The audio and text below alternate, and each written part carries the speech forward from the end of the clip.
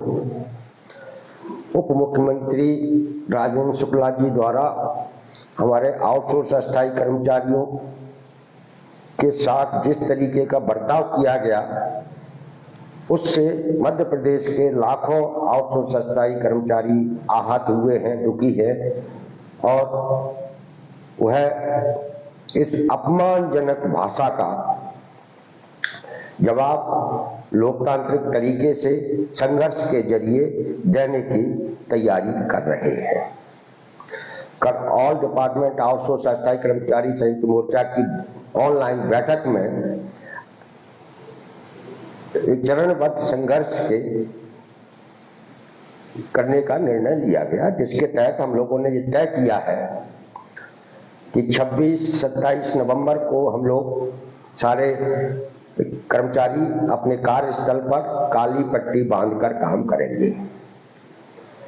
28 नवंबर को तहसील, ब्लॉक, जिला स्तर पर इस घटना के विरोध में ज्ञापन देंगे और 29 नवंबर को जिला मुख्यालयों पर धरने देंगे। इसके बाद भी यदि उप मुख्यमंत्री राजेंद्र शुक्ला जी ने अपने शब्द वापस नहीं लिए और रीवा के जो हमारे 5 आउटसोर्स कर्मचारियों को बर्खास्त किया गया, उनकी बहाली नहीं की गई, तो हम लोग 1 दिसंबर को रीवा पहुंचकर उन्हीं के उसी स्थान पर जहां हमारे आउटसोर्स कर्मचारियों का अपमान हुआ, उसी स्थान पर बैठकर उप मुख्यमंत्री के निवास पर बैठकर हम धरना देंगे और उनसे ये कहेंगे कि ये जो लाखों लाख आउटसोर्स कर्मचारी है, जो तुच्छ से वेतन पर काम करता है, जिसे कंपनियों ने गुलाम बना लिया है, और हमारा आउटसोर्स कर्मचारी, अस्थायी कर्मचारी आपसे न्याय मांगने आया था और जिस तरीके से आपने धुतकार कर भगाया है, नौकरी से निकालने की धमकी दी है, सामंती अंदाज में हाथ जोड़कर गिड़गिड़ाने की बात कही है, इन शब्दों को आप वापस लीजिए और हमारे निकाले गए कर्मचारियों को काम पर बहाल कीजिए। इसलिए साथियों,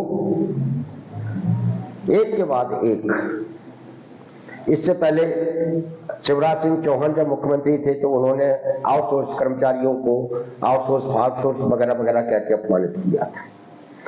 कल उप मुख्यमंत्री राजेंद्र शुक्ला जी ने उसी परंपरा को आगे बढ़ाया है और जो पहले से ही परेशान आउटसोर्स अस्थायी कर्मचारियों को और परेशानी में डाला है, उनको चिंतित किया है, उनका अपमान किया है, इसका बदला लिया जाना चाहिए। यह बात लाखों लाख आउटसोर्स अस्थायी कर्मचारी कह रहा है और वो इस बदला लेने की मानसिकता में है। हम लोगों का कसूर क्या था? हमारे जो रीवा के साथी जो आंदोलन कर रहे थे, वह उस सरकार के उस आदेश हाल बेहाल है, 4 दिन से ऐसा चल रहा है। जब मंत्री के यहाँ गए थे, मंत्री जी के यहाँ गए थे, तो वहाँ उनको फटकार लगाई गई। ऐसा क्या चल रहा है कि अस्पताल की व्यवस्था निरंतर चलवाई जा रही है? देखिए, ऐसा है कि मंत्री को घमंड है। रीवा की जनता ने चिल्ला चिल्ला के बोल दिया रीवा के मुख्यमंत्री राजेंद्र शुक्ला जी उप मुख्यमंत्री से मुख्यमंत्री बना दिया। उनका घमंड कल झलक रहा है। मैंने भी उस वीडियो को सुना है। कोई भी डॉक्टर के पास कब जाता है? जब उसकी तबीयत खराब होती है और उस डॉक्टर से यह उम्मीद करता है कि हमें ड्रिस्पिन की गोली देंगे, कोरोसिन की गोली देंगे, जिससे हमें राहत मिलेगी। तो आउटसोर्स कर्मचारी जो गरीब तबके के हैं, पिछड़े वर्ग के हैं या समान वर्ग के कुछ गरीब तबके के लोग हैं, वो उनके पास विनती करने गए। अब वो बोलते हैं कि तुम हाथ जोड़ के नौकरी मांगते हो। अरे भाई, अगर वो बड़े आदमी होते, बड़े घर के में पैदा हुए होते, तो वो हाथ जोड़ने क्या वो नौकरी मांगने नहीं जाते? वो गरीब हैं, पिछड़े वर्ग के समान के लोग हैं, तो हाथ जोड़ के नौकरी वो मांगते हैं और मांगना भी चाहिए। एक रिक्शा वाला क्या करेगा?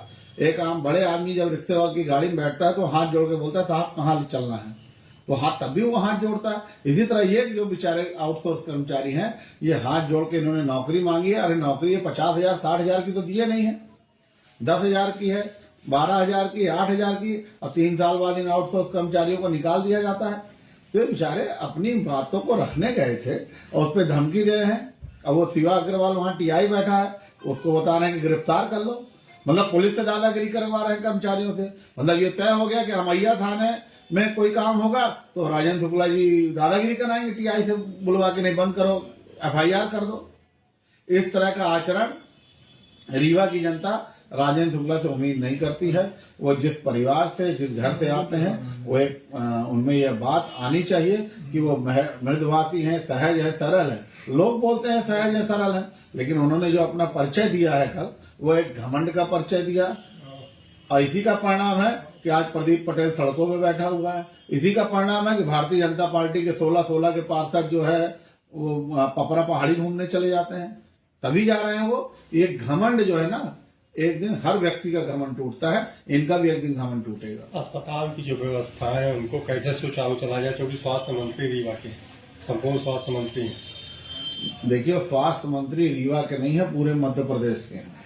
पहले तो आपकी बात को यहाँ से मैं खारिज करता हूँ कि वो रीवा के निवासी है, रीवा में रहते हुए स्वास्थ्य मंत्री इस तरह से हालत बिगाड़ती है। मैं तो पहले भी आपके आरिफ भाई इंटरव्यू में कहा था कि आज तक ये कौन से स्वास्थ्य विभाग के गांव में गए, जाके उन्होंने देखा, न त्योथर के स्वास्थ्य विभाग में गए, न गोविंदगढ़ के स्वास्थ्य प्राथमिक स्वास्थ्य केंद्र में गए। कहाँ हैं ये? जाते हैं अटल पार्क जाते हैं, इको पार्क जाते हैं, सवेरे शाम को सैर करने जाते हैं। अगर इनमें में थोड़ी भी विवेकता होती तब ये शहडोल के दौरे में गए थे, तब रास्ते में किसी उप स्वास्थ्य केंद्र में क्यों नहीं चले गए?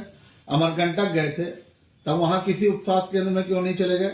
देखिए, राजेंद्र शुक्ला जी एक अच्छे कारपोरेटर हैं, वो जीवन में अच्छे नेता नहीं बन सकते।